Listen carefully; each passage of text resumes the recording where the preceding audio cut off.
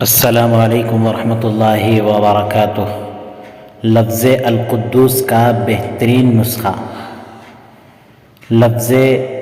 القدوس اللہ عز و جل کے ناموں میں سے ایک نام القدوس بھی ہے۔ اس کے فوائد کو مولانا اشرف علی صاحب تھانوی رحمۃ اللہ علیہ نے اعمال قرآنی میں ذکر کیا ہے کہ اللہ کے اس نام القدوس کے بھی بے شمار فائدے ہیں، خصوصاً اگر کوئی شخص بعد نماز جمعہ کے 185 بار 185 ٹائمز سبوح قدوس ورب الملائکۃ والروح کہہ کر اس کو ایک روٹی پر لکھ کر جو شخص کھائے تمام آفات سے صحیح و سالم رہے اور توفیق عبادت نصیب ہو، یعنی جو شخص جمعہ کی نماز کے بعد 185 بار سبوح قدوس ورب الملائکۃ والروح پڑھ کر پھر اس کو ایک روٹی پر لکھ کر اگر کوئی شخص اس کو کھا لیتا ہے تو اللہ تبارک و تعالیٰ اس کو تمام آفتوں سے مصیبتوں سے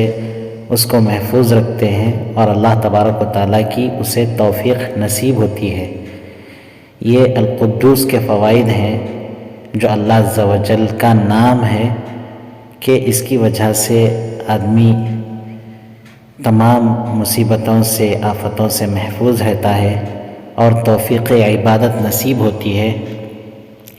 جس کو لکھا ہے امن از آفات و توفیق عبادت۔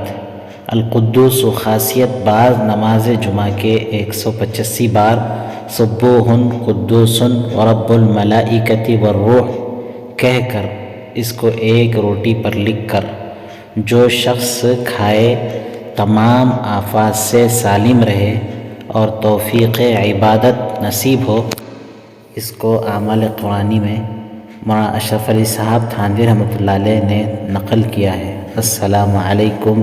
ورحمۃ اللہ وبرکاتہ۔